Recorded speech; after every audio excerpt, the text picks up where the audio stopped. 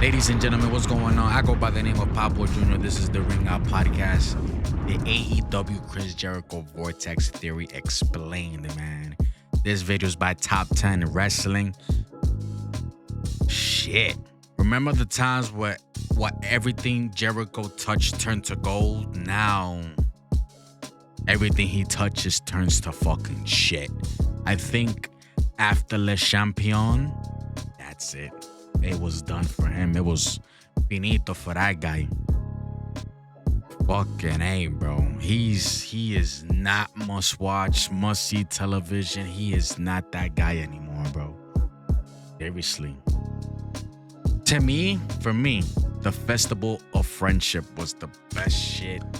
Not all time, but to me, the best shit was with The Rock when he debuted on Raw and he went back and forth with The Rock, man. What was it, 99? I think it was 99. That was fucking great. But this Jericho and All Elite Wrestling, bro, everything he touches turns to shit now, bro. And he doesn't see it. He's fucking delusional, bro. What would it take for him to realize, bro, you ain't that guy anymore, bro? And they could do better without you. You can help out behind the scenes type shit, creative or whatever. Well, not creative, but you know, helping other motherfuckers out instead of putting yourself on TV every fucking time because you believe you're bringing people up with you with these whack ass fucking stables, and you're really not, bro. The inner circle have not been the same since, bro. Mike Santana is in TNA killing it, and he's the House of Glory champion. Fucking Sammy Guevara is stuck in fucking Ring of Honor. That's also because a lot of backstage behavior has been shit. And to me, because Mercedes is on the main roster, is on Dynamite and Collision and shit like that. So they don't want Sammy Guevara and Mercedes in the same fucking building. I believe it's because of that as well. And who else? Jake Hager, they got rid of his ass. He ain't there anymore. And look, Big Bill, everybody loves Big Bill, but you're not helping him, bro. Yeah, you actually bringing him down. Brian Keith, you're bringing him down as well. This learning tree shit is shit. I'm not gonna talk. I had enough talking. Let's see what Top 10 Wrestling talking about, and then I give my 2 cents in. Let's get it. The AEW Chris Jericho Vortex is the idea that Chris Jericho is almost a walking cinematic universe. And when he feuds with other wrestlers on TV, they are sucked in and trapped in the Jericho Vortex, feuding with Chris Jericho in programs that often last way too long and are of no benefit. This has been a fairly recent sensation in the last few years of AEW in Chris Jericho's run, where whatever program Chris Jericho is on TV is always way too dragged out and way too long, and like I said, is of no benefit to the person that Chris Jericho is. And he's embracing it. He sees a lot of people talking negatively about him being on TV, and he's like, fucking, I'm gonna give him more, and I'm gonna just smile. Bro, you're not making it better, bro. You're making it worse. You're not funny. You're fucking terrible, and your singing is terrible. Is feuding with and doesn't really get them over. And hey, when I say getting no one over, imagine a feud involving 10 plus people that gets not one single person over in it. A lot and of that's people the first feel this feud way. we're talking about today, and what I consider to be the first case of the Jericho Vortex in full effect. I'm talking about the feud with American Top Team. So in the summer of 2021, Dan Lambert would start appearing in AEW, and if you don't know who Dan Lambert is, essentially he's the owner of the American Top Team MMA Gym, which is one of the top combat sports teams / gyms in the entire game, and houses many of the best in combat sports. And Dan Lambert and American Top Team have actually had some previous work in wrestling, doing stuff with both TNA and NLW before. And Dan Lambert from here essentially would appear on AEW each week, just completely shitting on wrestling and its fans, essentially being joined by more American Top Team fighters as he would do these promos. Junior Dos Santos, Jorge Masvidal. Y'all gotta stop bringing MMA fighters to the wrestling world unless they really want to work in wrestling, because if you just bring in people y'all think you cool, bro, it makes it look phony as hell. This is a predetermined fucking sport. sports entertainment, whether you like it or not. Pro wrestling is sports entertainment. They go hand in hand, bro. It is. And then when you bring MMA people into this world, they're gonna shit on us, make us look bad. And then they look and then they embarrass themselves when they're in the ring.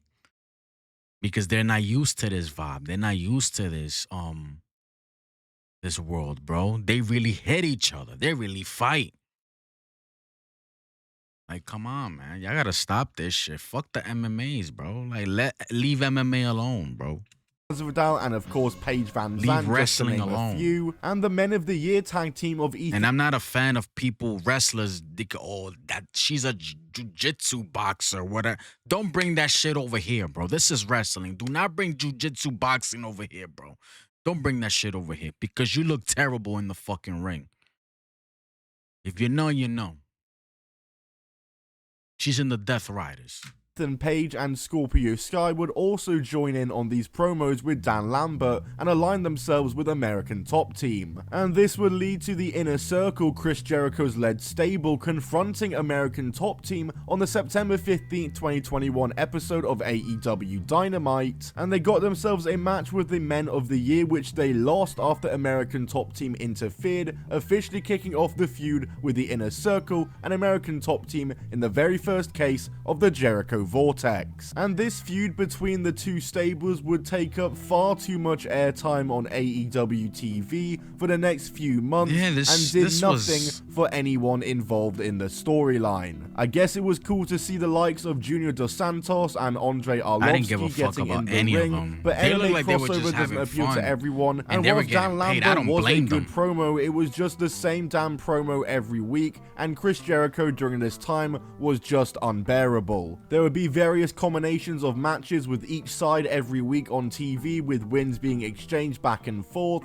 and finally the Inner Circle would defeat American Top Team at Full Gear in a full 5v5 match, with American Top Team being represented by the Men of the Year, Andre Arlovsky, Junior Dos Santos, and Dan Lambert himself, with Jericho pinning Lambert to get the win and finally end this feud. A feud that truly did nothing for anyone involved. The matches weren't good, and especially it did nothing for AEW. The thing with Chris Jericho's feuds in AEW though is that there are times where they have worked and have got people over because they just get them over and done with quick. Jericho loses and that's the end of the feud. They're both on to the next thing, but in this case that just didn't happen, and the feud overextended its welcome and ended up making the person he was feuding with completely suffer. I am referring to Chris Jericho's feud with Eddie Kingston, and whatever you think of Eddie Kingston, he is a top guy in AEW, but perhaps his rise to the top maybe could have came a little quicker and gone a little smoother hadn't it been hindered by the feud he had with Chris Jericho. As Eddie Kingston and Chris Jericho began feuding during the build-up to Revolution 2022, as Kingston was fresh of his feud with CM Punk with some of his best work and CM Punk's best, and then fucking Jericho wants to I want to get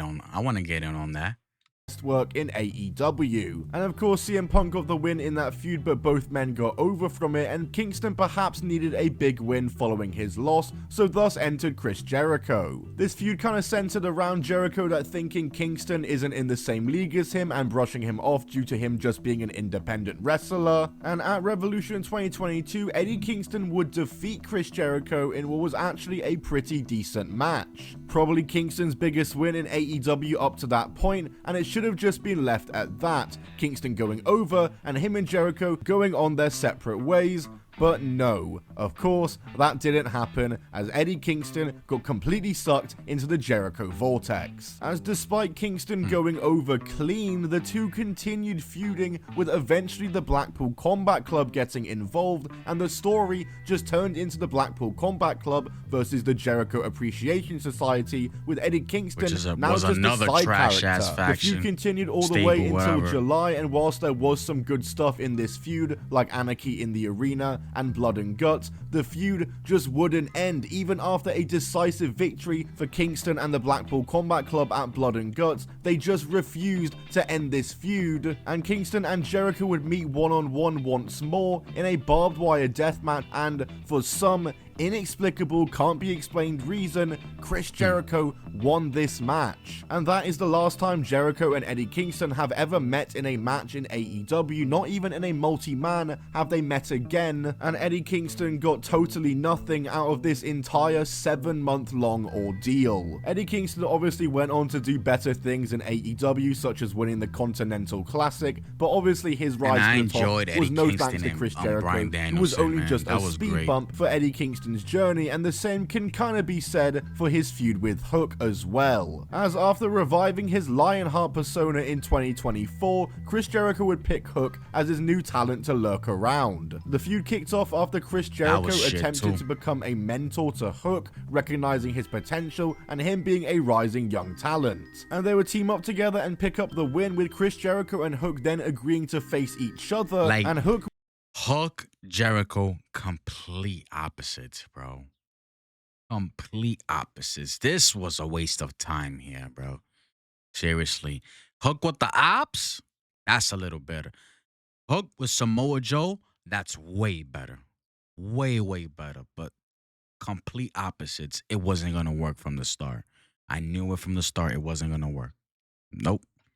Would get the win in this match here. A pretty big win for Hook, probably the biggest. Yeah, and it was a big win for Hook, for a young guy. Oh, I beat Chris Jericho. He could put that shit in his resume. It looks good on the resume, but still, it did not elevate him at all.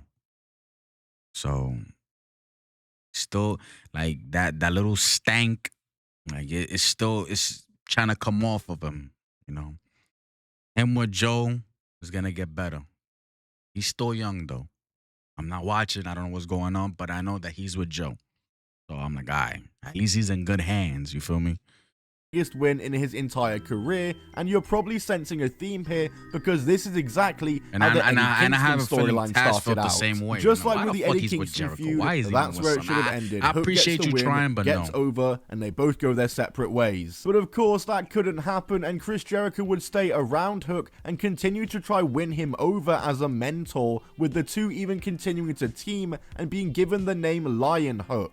But problems for the two were starting to arise, and after they were defeated by Shane Taylor Promotions, we would of course predictably see Jericho turn on Hook, as a match between the two was set for Dynasty 2024 for the FTW title under FTW rules, and once again, for whatever reason, Chris Jericho won this match. Chris Jericho had taken his FTW title from him, which meant for sure this feud was gonna go on even longer now. This was no way the end. And this was all done to help form the Learning Tree stable, with Big Bill and Brian Keith joining up with Chris Jericho to form Chris Jericho stable number 4213. Yep, we buried a young talent to form yet another Chris Jericho stable, just classic. And Big Bill and Brian Keith would help him retain the belt against the likes of Shibata and Hook in a rematch, with this feud continuing on for months longer than it should have been, with Samoa Joe now getting involved and getting trapped in. The only thing this feud did good was help form the Ops. That's the only thing I'll give this feud. And finally, Hook would beat Jericho to win the belt back at All In,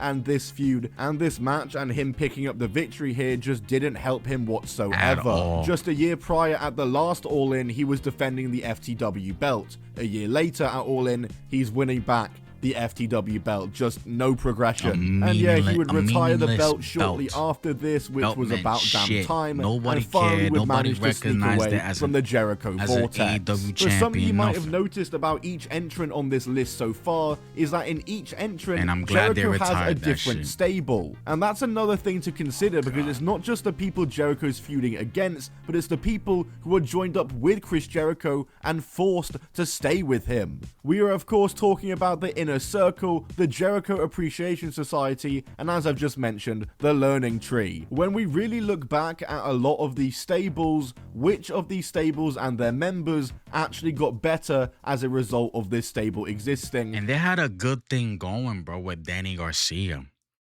Are you an entertainer or you're a wrestler? Yeah, entertainer or you're a wrestler? They had something going on there. I was enjoying it, you know? But they fucking kept him as a fucking entertainer, bro. It is just like, this shit ain't working, cuz. It wasn't working. It wasn't working. You should have joined the Blackpool Combat Club. You should have joined those guys, bro. And they didn't. They didn't pull the trigger. They kept him with fucking Jericho. And now he was gonna leave. They re-signed him, put him as TNT champion. Dude has been fucking. Nobody talks about him. The TNT championship, its value just tanked. Like you won't even notice that he's in the fucking company. What a fucking title belt. You know? So I heard now he got a championship match against he's defending it against Adam Cole. I'm honestly hoping Adam Cole takes that belt from him. Because that TNT championship, the value just tanked, bro. Danny Garcia has not been the same at all. At all. I don't know how can you save this man now. Está bien, you got paid. But shit, you should have went to NXT, bro. If you really cared about your career, they could have guided you. They could have helped you out. Cause right now he's a good wrestler, bro. But on the mic, it's like he's trying too hard. And I don't feel it, bro. Dude from Buffalo, New York. And I'm from New York as well. We're supposed to understand each other. And I do, but at the same time, it's just like, bro, I ain't feeling you, cuz. Just because you got a TNT belt, that don't mean shit, bro. Because the way they booking you, they treating you like shit, cuz. Like you don't even matter, bro. Here's a belt. Here's some money. Shut the fuck up and stay back there. Be a good boy. We'll call you when we need you. Type shit. Just because they don't want him to go to the other side. And went on to do better things after the stable ended. Not many really that I can name. In fact, I don't think I can name any. In the case of the Inner Circle, Ortiz and Santana, what did they really do in AEW after the Inner Circle broke up? I mean, Santana is now gone from AEW and Ortiz is still in AEW but not been seen in 2 years, and they broke up as a tag team as well. Santana's doing better, and Ortiz, I heard he's hurt. Was stuck with Chris Jericho for way too long, and they had Ortiz needs Santana. That's the way it seems, bro. He needs Santana. Because Ortiz he didn't want to break up. And they had a fallout there, man, between both men. Santana wanted more. He's a fucking, I'm gonna break out on my own, bro. And it worked out. Fucking worked out. Mike Santana's fucking great. I've been to a few of his fucking matches in House of Glory, bro. I was there when he won the World Championship against Matt Cardona. I was there, bro. That shit was fun. And he's a great fucking champion in House of Glory, bro. Opportunity to put him in the Blackpool Combat Club and really take him to the next level, and they just refused to do so. I will never understand why they didn't. He's definitely in a better place now, obviously being the TNT champion, but once again, I don't think that was any help thanks to Jericho and the Jericho Appreciation Society that lasted for way too long. The same for Ty Mello, the same for Anna Jay and 2.0. It was a stable that gave them TV time and not much really else. And then there's the learning tree with Big Bill and Brian Keith, who I really do hope get something out. Me seeing Anna Jay there got me thinking, like, I mean, I don't care. But I was like, where the fuck is Jack Perry? Where the fuck is the Young Bucks? Are they going like they don't want to? The more we miss you, the more, no, it's not working with us. Nobody's talking about the Young Bucks. Nobody's talking about Jack Perry. No one. Once they come back, they're going to get cheered because that's how fickle fans are. They're going to get cheered for the first 2 weeks. Oh my God, it's them. And after that, they're going to feel stale again. So it's just like, because they're going to come back as baby faces. They better not be fucking facing the Death Riders. I don't know, man. Because this shit, it's just so much wrong in that company, man. So much wrong.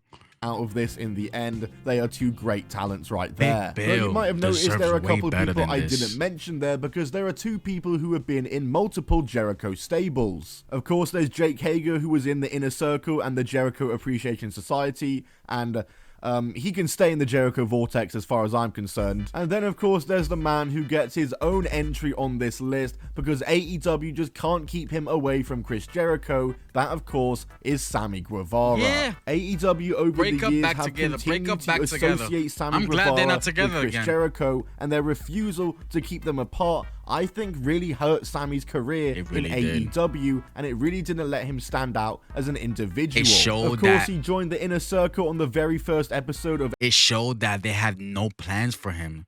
Stick him with Jericho. Oh, he looked good with the Inner Circle. Stick him with Jericho. They break up. Put him back together. Sammy Guevara. Bro, you're a father now. I know your mentality is different. You're more mature right now. Once you see that you're close to your contract expiring, get the fuck out of there. Go to NXT, bro. Go to NXT. They will help you. They will guide you to where you need to be. You got the in-ring work. You got you got it, bro. You can talk as well, but you need more help in that. You feel me? And they can help you, bro. NXT, bro, you'll thrive in that fucking company, and you're still young. You're still young, bro. You're still in your 20s, my mans. He needs to get the fuck out of AEW, bro. They got him locked away in ROH as a fucking tag team champion with Dustin Rhodes. Like, what the fuck is that, bro? At least he's getting paid and he's taking care of his kid, man. And his wife, Ty Mello. That's good. But if you really care about your career, get the fuck out of there. WWE will pick you up. I don't know how much you're getting paid, but you probably will get paid a little less, but you're getting paid. You tell your wife, stay at home, take care of the baby, but you're going to be on the road a lot. But this is somebody that really gives a shit, bro. AEW Dynamite, and at first him joining the Inner Circle was a good thing because it elevated him, and when he did break away from the Inner Circle, he won the TNT title belt and seemed to be standing out as a performer in AEW. But after losing the TNT belt, they just reunited him back with Chris Jericho for the Jericho Appreciation Society, and he was just back to square one now. Sammy Guevara would continue on with Chris Jericho after the JAS ended as well, but then would turn on him to join the Don Callis family, whom Jericho was feuding with, so finally it seemed at least he was not aligned with Jericho anymore. But then months later this would be undone, as after some time off TV, Sammy Guevara would return, making the save for Chris Jericho and aligning himself with Chris Jericho again. Luckily though, that is the last time that Sammy Guevara has been seen on TV with Chris Jericho. Please keep it that way. But please. Sammy Guevara now is on Ring of Honor and is nowhere near where he was just 3 years ago when he was the TNT champion and a single star in AEW. I don't think that's entirely to blame on Chris Jericho and the Jericho Vortex and the booking there. Obviously Sammy Guevara's had his own problems in AEW, but AEW's insistence on keeping Guevara with Jericho and the refusal to separate them, and his multiple rent-free stays in the Jericho Vortex over the years, did absolutely not help in any way for Sammy Guevara's career in the end. Before we end, some other honorable mentions on this list include Ricky Starks. I didn't put him as an official entrant because he did actually beat Jericho and then the two went their separate ways. It's just that after, Ricky Starks did absolutely nothing. But that's not really down to the Jericho Vortex, that's just down to AEW and their booking and refusal to use Ricky Starks. And then there's Kenny Omega. He's the North American champion, who got trapped in a tag team with Jericho as the Golden Jets, and whilst it wasn't good and was something that Kenny Omega probably shouldn't be in, we don't know how long that was ever gonna last because it got cut short by Kenny Omega having to take time away from TV, and it only lasted about a few weeks to a month or so. But yeah, guys, that's it from me on this video. It was great that happened, bro. Because not great that happened to him. You know, his illness, what he went through, man. That sucks, bro. He was gone for over a year. You know, but got him away from this guy. Cause Jericho ain't it, bro. When people say retire, bro, just retire, bro. You don't got it anymore. AEW has a lot of fucking problems. Still. But what Tony Khan said on his tweet, More violence. Because people love it. No, you motherfuckers love it. You fucking sickos love it. The rest of the fucking wrestling world, y'all niggas look stupid and desperate. Desperate. Fuck long-term booking, right, Tony Khan? That's what you said. Fuck long-term booking. This is just a weekly. We're gonna book weekly. Bitch ass motherfucker. Yo, you made it this far into the video. I appreciate you. Hit the like, hit the subscribe button. Check out Top 10 Wrestling's other content as well. Subscribe to my channel, man. I go by the name of Papa Jr. This is the Ring Up Podcast. And until next time, comment down below, man. Any other fucking shits. Chris Jericho fucking, you know, everything, anything that he touched, he turned to shit. Let me know in the comments, man. Until next time. Goodbye. Mwah, and good night, bang. Peace.